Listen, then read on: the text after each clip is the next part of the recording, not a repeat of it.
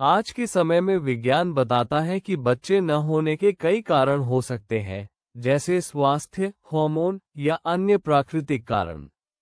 इसलिए किसी महिला को दोष देना या उसे पाप से जोड़ना सही नहीं है। लेकिन भारतीय परंपरा में कुछ कथाएं और लोक मान्यताएं जरूर मिलती हैं, जिनमें कर्म, भाग्य और ईश्वर की इच्छा को जोड़कर समझाया गया है। उसी आधार पर मैं आपको एक शिक्षाप्रद और भावनात्मक कहानी सुना रहा हूँ। Cherry blossom. बहुत समय पहले की बात है। एक सुंदर नगर में एक धनी व्यापारी रहता था, जिसका नाम था धर्मदास। उसकी पत्नी का नाम था सावित्री। दोनों बहुत खुश थे। धन दौलत की कोई कमी नहीं थी, लेकिन एक दुख था। उंगली से दाहिनी और इशारा उनके कोई संतान नहीं थी। सालों बीत गए, मंदिरों में पूजा हुई, व्रत रखे गए, लेकिन उनकी गोद सूनी ही रही। सावित्री रोज मंदिर जाकर भगवान से प्रार्थना करती, हे प्रभु, मुझे एक पुत्र दे दो, ताकि मेरा जीवन पूर्ण हो जाए। वो अक्सर अन्य औरतों को अपने बच्चों के साथ खेलते देखती और उसका मन रो उठता। एक दिन वो बहुत दुखी होकर मंदिर में बैठी रो रही थी। तभी एक वृद्ध संत वहां आए। संत ने सावित्री से पूछा, बेटी, क्यों रो रही हो? सावित्री ने अपने मन का सारा दुख बता दिया। संत ने कुछ देर ध्यान लगाया और बोले, तुम्हें संतान इसलिए नहीं हो रही क्योंकि पिछले जन्म में तुमसे एक बड़ा अन्याय हुआ था। सावित्री चौंक गई। महाराज, मैंने ऐसा कौन सा पाप किया था? संत ने कहा, पिछले जन्म में तुम एक धनी जमींदार की पत्नी थी। तुम्हारे घर में एक गरीब महिला काम करती थी, जो बहुत ईमानदार थी। एक दिन वो महिला अपने छोटे बेटे को साथ लाए। वो बच्चा बहुत मासूम था और खेलते खेलते तुम्हारे आंगन में आ गया। लेकिन तुम्हें बच्चों की आवाज पसंद नहीं थी।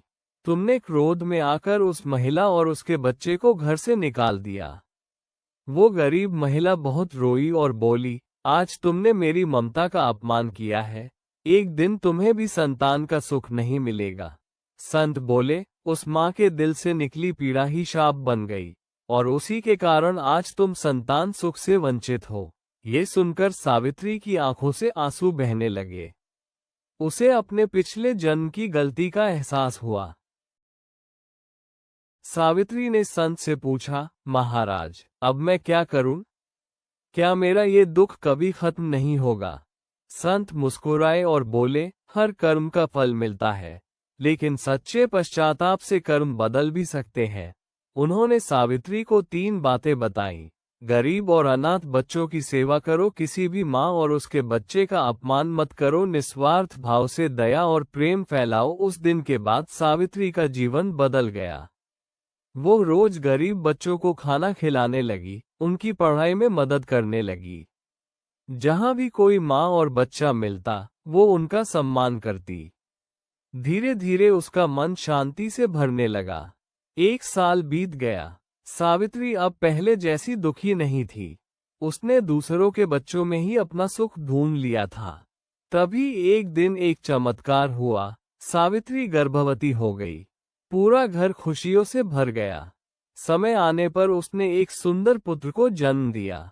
इस कहानी का अर्थ यह नहीं है कि संतान न होना किसी पाप की सजा है, बल्कि यह सिखाती है, किसी माँ और उसके बच्चे का अपमान नहीं करना चाहिए, दूसरों के दुख को समझना चाहिए। दया, प्रेम और सेवा से जीवन बदल सकता है। उंगली से दाहिनी और इशारा असल जीवन में बच्चे होना या न होना कई प्राकृतिक कारणों पर निर्भर करता है। उंगली से दाहिनी और इशारा ये किसी पाप या दोष का परिणाम नहीं होता। हर महिला सम्मान की हकदार है, चाहे वो माँ बने या नहीं।